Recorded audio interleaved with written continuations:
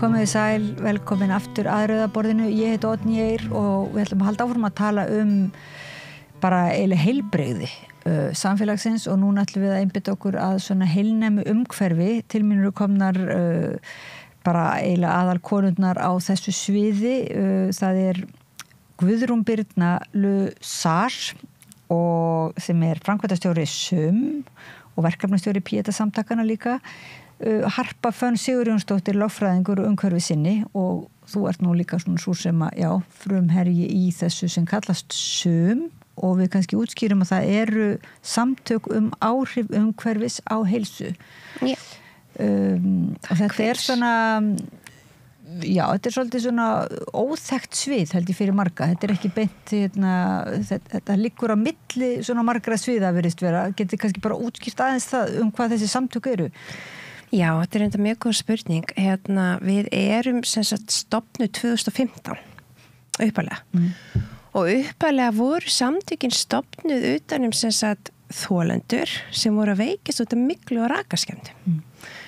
Þannig að það var í rauninni svona, þú veist þetta, hvað þetta komið þá 10 ár síðan? Já. Og þið muni kannski eftir þessum málum þarna Landspítalinn, komaðna sterkurinn, Orkuveitan.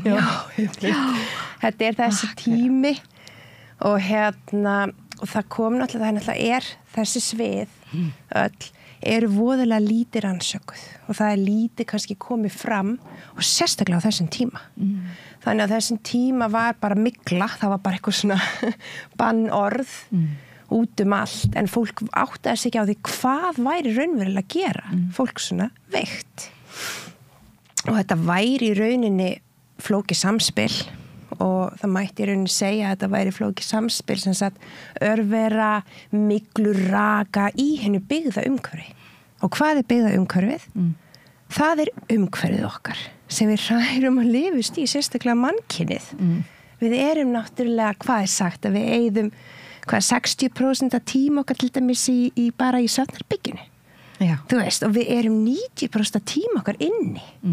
Sérstaklega á Íslandi, þar sem veðrið kannski ekki upp á mikla fiska. Þannig að þetta gríðarlega mikilvægt að við pössum upp á okkar byggða umhverfi. Það okkar umhverfi og líka bara auðvitað náttúran og allt þetta. En það þetta samspil. Og í henni byggða umhverfi eru efni og alls konar sem sagt, í rauninni getum við sagt bara áreitar sem eru allt í kringum okkur. Það byggingarefnin, það innanstokksmunirnir. Það náttúrulega bara eldunaraðstöðunar. Það hvernig við málum, hvað efni við erum að nota bara í rúmin okkar. Svona mætti bara lengi telja. Hvað erum við að nota til að hreinsa? Hvað erum við að hella inn í klósetti okkar? Hvernig límum við innréttingar saman? Þú veist, þetta eru vokkefni og alls konar þalót og plast og ég veit ekki hvað. Og þetta samspil að öllum líkindum að kveikja í ákveðnum svona áhrifum eða þessu neikvæðum í rauninni heilbrigðis áhrifum og gerir fólk veikt. Og það núna fyrir 4 árum síðan eða 5 sem að við breytum nafni samtakana sem hét GRÓ sem vísaði þá í Myglugró í SUM. Og þá erum við í rauninni rannsóknir náttúrulega bara að fleyta fram á þessu sviði. Þannig í dag vitað að þetta sé miklu víðtækara vandamál og í rauninni má segja að þarna sé í rauninni áhrif, neikvæð áhrif umhverfis að spila inn í og það eru náttúrulega bara þá getum við sagt að við finnum það sjálf sem erum þolendur raka á myglu að áhrifin ekki bara út af myglu. Það allt umhverfi. Það oft talað þeir sem að verða fyrir því að búa við myglu að þeir verða í kannski kjölfarið viðkvæmar líka fyrir öðrum umhverfisþáttum og það sé kannski fólki sem að svona ber þennan fána þú veist að svona gagnvart hinum sem að eiga erfiðara með að átta sig á beinum orsöka og tengslum einhvern veginn. En sá sem hefur orðið fyrir myglu þegar hann verður svo útslegin og mikið veikur ekki. Þannig að það einhvern veginn fer ekkert milli mála. Og þá verða menn fyrir svona einhver, fatta. Þetta svo góðu punktur og það talað við nú köllum við í dag sem sagt umhverfisveikindi. og það eitt yfir heiti í rauninni yfir þetta sem við áður kallum í rauninni kannski miklu veikindi og þetta er svolítið nýtt fyrir fólki og ég eins og þú byrjar að nefna þetta svona svið sem fellur svolítið svona já, við vitum ekki alveg nákvæmlega þetta svo víðfemt en samt svo í rauninni ef við getum sagt eins og bara basic, þetta náttúrulega bara segir sér sjálft ef umhverfið í ójafnvægi ef við erum í ómikið áreiti bara ímyndaður þetta glasinu sem ég held á þú veist, við erum með ákveðið þol þú veist, líkamar okkar og bara náttúran og bara, þú veist, lífkerfin eru ansi fullkomin það ótrúlega hvað þið geta hreinsað og bara siglan gríðarleg en á einhverjum tímapunkti verður á mikið, það kemur bara eitt dropi, annar dropi sem bara fyllir glasið, það flæðir upp úr og þetta að sama að við erum að sjá í umhverfismálum í dag það þessi tipping points sem verið að tala það sem við förum yfir ákveðið þolmörk bara í sjálfri náttúrunni þolmörk náttúrunni en við erum náttúrunni svo erum við náttúrunni en það náttúrulega verðum við sláandi svo koma svona vitundarvakningur svo þegar var fyrir einhverjum árum mitt hvort sem það voru þið aðrir sem voru að sína sko barnaherbyggi þegar foreldrar eru svo góðir að fylla undirbúa herbyggi barnsins síns kannski jafnvel nýfætt barn og kaupa allt nýtt og gera svo fínt og fínum litum og svo var svona bara vísindalega farið yfir það hver væru mengandi áhrif þessara efna sem voru í þessari skiptudínu og þessu nagönd, ég man ekki hvað en þetta voru vísindalega sanna, það var bara einhverjar hræðilegar tölur þetta voru svo rókgjörn efni og svona plastefni sem að fara beint inn í hormónakerfi þannig að þetta var svona dálítið skuggaleg mynd og bara hugsa að þetta það skuggaleg mynd að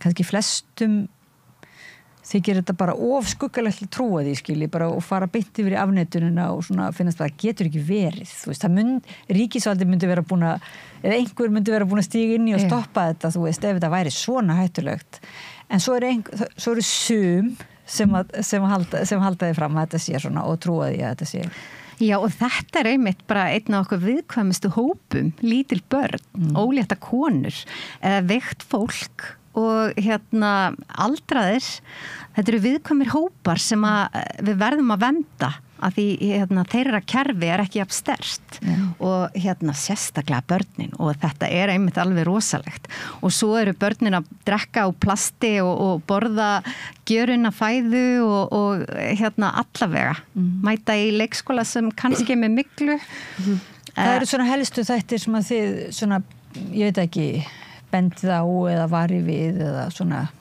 má segja berist gegn eða hvernig hægt að telja það eitthvað upp sko fyrir utan mygluna það byggingarefnin eða Þetta mjög góð spurning ef við förum bara yfir þetta viðfemna svið sem efnin þá eru 10 milljónir nýrra efna sem koma að marka á hverju ári Wow Þetta bara eitthvað sem almenningur heldur gerir sér ekki alveg grein fyrir. Efnasambanda þá eitthvað? Já. Sem líka í snyrtivörum. Já, manngerða. Þetta ný efni. Þannig að sko efnasúpan orðin ansi mikil í heiminum. Hún hefur náttúrulega aukist gríðarlega bara núna síðan aldamótin. En það sem kannski við erum að berjast mikið fyrir, staðan fyrir að berjast kannski fyrir einhverju ákveðinu sem við erum líka reyndar að gera og kannski Guðrún Birna fer betur yfir það, þá erum við líka bara að berjast fyrir hvernig við nálgumst þetta. Í dag hefur þetta verið þannig að efni saklaust sagt sönnuð, ef við getum sagt það þannig. Nýtt efni sem kemur inn í heiminn af tilraunastofunni. Já. Þannig að þú veist, þetta að okkar mati röng nálgun. Hún á að vera nákvæmlega öfug. Ef það að vera að koma með nýtt efni inn á markað sem þú veist, manngert, ekki í náttúrunni, eitthvað sem mun væntanlega hafa það áhrif á náttúrunni og riðla jafnvægjannar, þá ætti einmitt að vera sönnun fyrir því að það sé algjörlega skaðlaust. Þannig náttúrulega stórfyrirtæki sjálfsagt sem að kaupa þessi efni eða nota þessi efni í sínar vörur sem að kannski beita sér þá gegn því að þetta verði einhver almenn þekking, maður man eftir einstaklega sem að braust, var ekki paraben sem að náði einhvern veginn út til almenning sem að það væri eitthvað slemt að vera með paraben sem var eitthvað rótvarnarefni í kremum og mjög margir einhvern veginn voru bara þú veist, leituðu eftir hvort það væri eitthvað paraben og svo bara kemur ljósa auðvitað það sko, þú veist, paraben bara eitt af ég veit ekki, 1000 efna. Já, þetta nákvæmlega eins og með plastið, það var BPA og nú eru markasöflin bara að merkja allt með BPA frítt en þá bara næsta efni við sem jafnvel skaðilegra en það kannski nýrra og ekki búið að ná í gegnum sko alla rannsóknir og ekki búið að sanna þessi skaðilegt en maður finnur svoleiðis lyktina. Ég til dæmis dóttir mín fekk að gjöf bara vassbrúsa sem að viðkomandi sem gaf henni vissi að mér var ekki alveg sama plast sko, þannig að alveg bara BPA frítt og eitthvað svona, en þetta var alveg glært plast, alveg glansandi og lyktaði svoleiðis og þú veist þannig að við þurfum að nálgast þetta víðara heldur en að það sé bara einhver 3 efni sem þú veist að passa sé ekki en auðvitað hjálpa merkingar eins og bara merkingin og lífrænt ræktað, ég meina þetta eru líka hlutir eins og hvað vera að spreyja matin okkar með og auðvitað gjör unnin fæða og gjör unnar vörur með alls konar efnum sem við kunnum ekki eins og að lesa þau eru svo flókin og sterk rótvarnarefni náttúrulega og er það ekki þessi rótvarnarefni þetta óeðlilega þar að segja eitthvað brauð geti eða einhver vara geti bara verið fersk í marga daga þú veist, ef maður kannski hugsa með sér er það eðlilegt sko þannig að þá hlýtur að vera búið að setja eitthvað einn sem að er óeðlilegt eða hvað. Svo þetta eins og þú benti líka á, þú veist, ég meina hver á að bera ábyrðina, þú veist, þetta svo víðfemt og erfitt að komast yfir og erfitt að tengja. Samlegar áhrifin eru líka gríðarleg. Þú veist, þú kannski ert með plastbrúsa, svo ert að spreyja á því ylvatni, svo ertu með gaseldavél heima hjá þér, svo ertu með plastparkett, svo sefuru á svampdínu og þú sefur í nælon, bóm, hvaða nákvæmlega efni af öllum þessum sem ég er búin að telja upp að gera þig alltaf þannig og sért með heila þoku, þú ert alltaf þreytt þannig að þetta getur verið svo flókið og þess vegna svo mikilvægt eins og þú nefndi líka að við verðum að fara að setja meiri ábyrgð á framleiðendur og þar að leiðandi náttúrulega þurfa stjórnvöld að fara að grípa inn í því að þú veist þetta ekki fyrir nýbakaða foreldra, ég þekki það vel að fara minn einuð að þurfa að fara að lesa utan á hverju einust sem að kaupa fyrir barnið sitt þegar maður nýbúin að eignast það fyrir 5 mínútum þetta bara, þetta svo erfitt og flókið, það ætti að vera öfugt og það ætti að merkja af eitthvað sérstaklega skaðlegt en ekki öfugt Svo líka leiðilegt að vera þessi svona ég var nýbúin að lesa eitthvað af þessa grein og kom inn á heimili til nýfætts barns og var þá með svona ég held ég væri með svona góð ráð og þá virkaði bara eins og maður væri alveg náttúrulega snar hysterísku bara ég myndi nú ekki vera með þetta plast við og svo ekki vera með síma til þessu höfuð því að það nú eitt svona, þú veist, rafmengun það nú kannski annað svið en enga síður þetta allt svo sem þessu algjörlega. Já, það bara öll þessi raunverulega miklu svona hvað það, eins og þú segir ígrip eða áreitar já.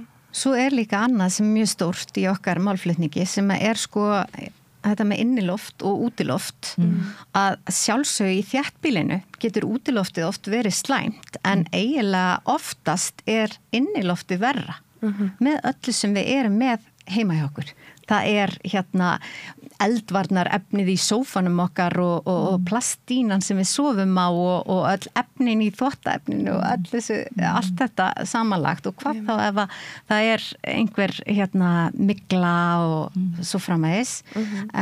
Þannig að þetta jafnvægi líka að vera meira úti, finna svæði sem eru ekki með svifrykinu alveg ofan í þær skilur og auðvitað bara yndislegt íslenska rokið að geta farið kannski út að sjávarlínu og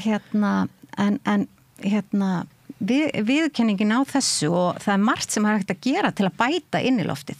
Það að passa upp á loftun og alltaf draga upp gardínuna þegar við vöknum á morgnana og opna glugga og passa að sé ekki raki að myndast og mygla í glugganum og fleira. Já, en vefnum þið með síðu og það nú svona ýmis góð ráð. Já. En síðan okkar samtöksum.is og þar virkilega gott efni og þar reynslusögur og einkennin og ýmislegt. Þetta getur reynst svolítið flókið með hjó í einkennin vegna þess að sko það sem í rauninni gerist þegar eiturefnaglasi manns verður fullt að sko þolmörkið þín í rauninni bara jafnvel, hvað getur maður sagt, kikna eða bara fara alveg. Þannig að sko einkennin verða voðalega svona óljós upp á það að gera. Þú ert kannski með kvef, þú ert þreytt eða með heilaþoku, verki og þetta allt eitthvað sem getur tengt í rauninni við eitthvað annað. Ég var bara með flensu í gær eða þú veist, og svo framvegis. En það sem kannski mætti vera meiri fræðsla af hverju erum við með flensu? Af hverju eru varnir okkar lélegar? Þú veist, er einhver í heilbrigðiskerfinu, er einhver í slíki ráðgjafar eða, þú veist, er þetta ekki bara svolítið svona ómótað svið eða þannig, þú veist, þið getið kallað á einhvern svona ráðgjafa heim til ykkur og sagt, lít á mig, ég er hérna alveg eins og steik og horfið svo í kringum mig, getur ráðlagt mér og þetta svo góð ekkert mælitæki heldur, þú veist, er mikið plastútgufun eða hvað, og eiturefna útgufun mikil eitruð, til svoleiðis mælitæki eða? Því miður ekki, sko. Það nefnilega máli. Það auðvitað til alltaf að þróast tæknina, til einhverju vokkmælar og náttúrulega þú ert að mæla það loftgæði í loftsýni og fleira. En sko, eins og þegar þú fer til læknis og ert með kvef, þá aldrei spurt, hvernig ertu búin að fara með þig, hvernig umhverfið þitt búið að vera síðustu daga. Því að þetta hefur allt að segja upp hvernig líkaminn, hvernig þú ert að hjálpa líkamannu þá að bara heila sig. Já. Þú veist, ert að fara að vera veik í 3 vikur. Það ekki bara óheppni að ég sé alltaf veik, þú veist, einu sinni í mánuði í 3 vikur. Þú veist, það ætti að vera meiri einmitt svona kannski krafa á að læknar spurji þá aðeins út í umhverfi og aftur, það auðvitað viðkvæmt vegna þess að það vill enginn, þú veist, segja herðu, ég vildi ekki bara henda öllu dótinu þínu eða einmitt, þú veist, einhver nýbúin að kaupa einhverja fallega hluti fyrir barnið. Þetta rosalega viðkvæmt svið, þannig að það þarf að fara svolítið varlega í þetta. Og líka eitthvað svo kannski erfitt að svona höndla kannski henda út öllu plastdótinu, vera með trédót, eða þá trédóti kannski óvart miklað. Nei, ég segi svona að þetta getur orðið alltaf svona snúið. Þú verður að hugsa svolítið marga þætti og fá yfirsýn, en þið eruð að reyna að fá yfirsýn, en það ekki? Þetta bara áhugasviðið eða þetta samtök svona, þið eru eiginlega almanna, svona, þið eru það virkilega að reyna að vera vakandi, það ekki fyrir þá almenning allan? Jú. Þetta tvíbent, þetta eru samtök umhverfisveikra og við erum að berjast fyrir réttindum umhverfisveikra og erum komin undir reglíf ÖBI, erum að berjast fyrir greiningarlyklum og ýmsu og að fá viðurkenningu á einkennunum og þessum sjúkdómi sem í rauninni verður þegar þetta nær það langt inn fyrir varnir þínar að þú brotnar. En svo erum við líka í þessari vitundavakningu til að bara koma í veg fyrir að við endum öll umhverfisveik í efnasúpu nútímans. Þannig að þetta, og kannski, og það voru miklir fordómar og svona kalla bara móðusýki og ýmsum nöfnum þegar þeir sem voru að koma fyrst fram og held að það væri kannski bara svona veikir út af myglu eða út af þessu efnaslýsi sem ég lendi í vinnunni eða hvað það en það alltaf að vakna fleiri og fleiri og kannski var dulbúin gæfa fyrir okkur sem samfélag að það greindist mygla á Landspítalanum og við erum einmitt með hóp lækna og sérfræðinga sem eru standa bakvið okkur í sum og þannig að það að vakna vitund þarna og fleiri læknar að stíga fram. Það var alveg stórkostlegt, já. Það alveg magna, sko. Og við munum aldrei vera með öll svörin. Ég held að enginn muni vera með öll svörin. Þetta það, þú veist, flókið svið þannig. Það bara, þetta snýst alla náttúruna, þetta snýst alla okkar lífkerfi og bara umhverfi. Hvenær erum við í jafnvægi og hvenær ekki. En við allan erum svona reyna held ég þetta að gefa fólki tækja tól og líka bara sko þor til að segja, herðu, ég ætla ekki að taka við þessu plaströri á veitingastanum eða út ég veit að það ekki holdt fyrir mig eða þessi kona sem steig fram daginn út að gjörinu matvælum í mötuneytum. Þú veist, fyrir svona 10-15 ára síðan, þá hefði þetta einmitt verið kalla bara móðursýki. Við erum að reyna að sko stíga fram út því að þetta fólk ekki eitt. Við erum rosalega mörg sem erum þarna á þessu sviði. Bara, þú veist, ég held að hvað erum við með 2000 like á sum og það eru hátt í 300 meðlimir sem sagt í félaginu. Wow. Og þetta fólk aðalega náttúrulega sem hefur veikst en svo eru náttúrulega enn fleira fólk þarna úti sem hefur veikst en kannski ekki í félaginu. Já. En þetta náttúrulega líka þeir eru bara hvetja fólk til einmitt að hafið þú ekki til þess að spyrja spurningana og bara veltaði fyrir sér einmitt, þetta COVID-einkenni eða þetta þunglindsenginni eða þetta mygluenginni eða sko bara velta að við þurfum kannski svolítið að endurhugsa þetta. Við getum ekki alltaf bara kennt einmitt einhverju gömlu flensunum eða.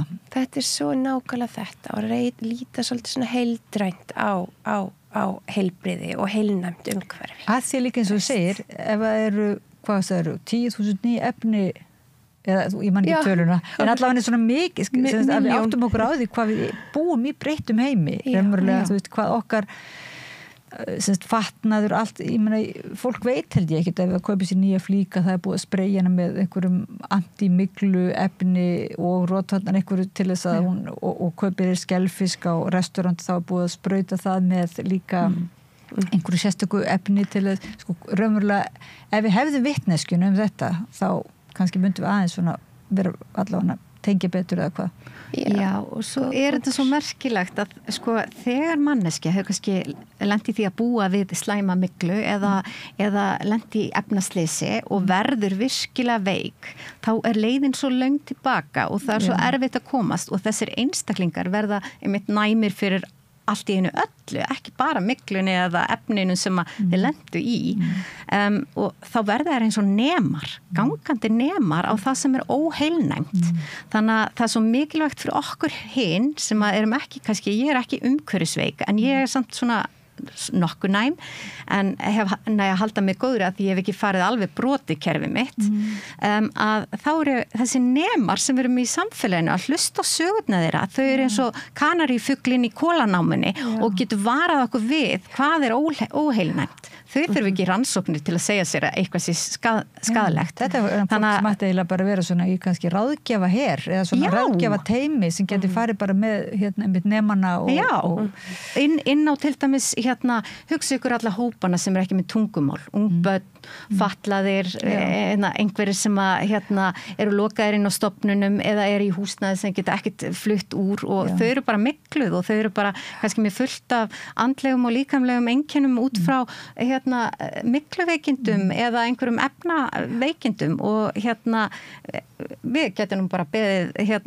fólk sem eru umhverfisveikt að bara ganga inn á stofnanir og svo líka víðsvegar verið að taka sko, viðurkenna að það mygla í þessum skóla eða mygla á þessu sambýli eða hvar það og það svona komið upp á borðið en það svona bara, við skulum bara ekki nota kjallarann. En höldum bara áfram og þú veist og svo svona plástrar oft en kannski ekki svona almennileg viðbrögð og ekki verið að alveg fara rót vandans og vernda þessa viðkvæma hópa. En það minnir mér svolítið að þú ert líka, sagður mér, verkefnastýra PETA samtökana sem eru forvarna samtök eða ekki fyrir fólk sjálfsvíks meðferðar og forvarna samtök. Já. Og sko, má ég bara spyrja svona glannalega en sérðu þarna tenging á milli sem sagt?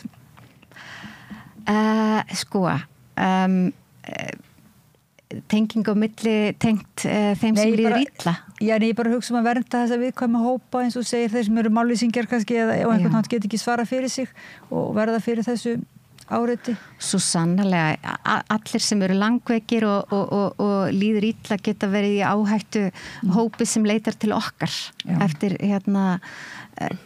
betra að takast á við síðanar aðstæður. En þetta var nú svolítið stórt stökk sko, en allavega þetta er náttúrulega í besta falli bara óþægindi en í versta falli upp á líf og dauða þessi áhrif. Þetta einfallega snertir okkur öll, ekki bara sum. Það er máli og það er líka kannski það sem sumir að fara svolítið í átak út af núna er hversu rosalega mikil áhrif þessi veikindi hafa á einstaklinga og ekki, það kalt hann að vita er ekki eingöngu einstaklingin eins og reyndar oft með sjúkdóma heldur bara alla fjölskyldu einstaklingsins, aðstandendur sko, þú veist, það þarf að allir að breyta sínum hegðum, ömmur og afar þú veist, vinir systkini, þetta hefur svo rosalega samlegar áhrif og þessina einmitt er rosalega flott fyrir okkur við erum rosalega þakklátt að vera komin inn í ÖBI vegna þess að sko skerðingarnar eða semst fötlunin sem þessi veikindi hafa í för með sér eru nefnilega gríðarlegar. Það er mikil einangrun, félagslega einangrun. Já, það var nú kannski það einmitt. Það er sko geðið og líka minn þetta kannski fer svolítið yfir, er það ekki, yfir þau mörk svolítið, fer að milli. Já, ég meina ef þú ert með, hvað getum við sagt, ef við segjum þetta bara mjög svona augljósi máli, ef við varum að segja þetta bara svona, þú ert með ofnæmi fyrir nútímanum. Hvað ætlar að gera? Þú kemst ekki út úr húsi, þú kemst ekki, þú veist, þetta er bara rosalega alvarlegur sjúkdómur og þetta eru mállýsingar algjörlega, þau get ekki eins og setja við tölvu til þess að skrifa erindi á landlækni, þú veist, þetta verður alveg bara svona algjör blindgata fyrir þetta fólk og þetta er mikið hagsmunamál fyrir sum núna og þess vegna er mér þakklátt að koma í svona hlaðvarp og bara, ég held að fólk átti sig ekki á því einmitt hversu mikil skerðing þetta er að vera með hennan sjúkdóm. Getum við bent hlustendum og áhorfendum á netslóðina sem er samtöksum.is og svo á Facebook en við verðum enda núna, ég þakka ykkur hjartanlega fyrir að koma til okkur að rauðaborðinu og segja okkur eiginlega frá þessu svolítið óþekkta eða svona hulda sviði að mörguleiti sem snertir okkur þó svo, ég myndi ekki bara sum heldur öll og sko bara eins gott að við eiginlega áttum okkur á því og tengjum dálítið. Guðrún Birna Lusar, framkvæmdastjóri sum og verkefnastjóri BÍETA-samtakana, Harpa Fönn Sigurjónsdóttir lögfræðingur, umhverfi sinni. Þakka ykkur kærlega fyrir að koma. Takk fyrir. Kærar þakkir. Og gangi ykkur vel og við fáum kannski að fylgjast með ykkur í framtíðinni. Það væri nú gaman að heyra aftur. Endilega, það er margt á döfinni. Svona það er svo mörg ólík svið. En þetta verður nú lokin á rauðaborðinu hjá okkur í kvöld. Við erum búin að vera með bara samræðu bara út og yfir mörg svið hérna. Þökkum ykkur kærlega fyrir að fylgja okkur eftir hlustendur og áhorfendur. Ég þakka Pétri Fjellsteð fyrir að senda útsendinguna yfir til ykkar og ég vil minna ykkur á að þið geti styrkt okkur inn á síðun okkar samstöðun.is. Það er lítill takki sem stendur á áskrift og það er líka hægt að gerast hlutað eigandi í þessu svona alternatífa fjölmiðli sem er að opna umræðuna á gagnrýnum máta, gefa fleirum rödd og svo erum við á 89,1 í útvarpinu, Rás 5 í símanum, gott að finna okkur á YouTube og öllum helstu hlaðvarpsrásum. En við segjum þetta gott í bili, takk fyrir kvöldið og þakka ykkur hlustendur og áhorfendur kærlega fyrir að vera með okkur í þessu ævintýri. Takk. Allir þættir samstæðvarinnar eru fáanlegir á öllum helstu hlaðvarpsveitum.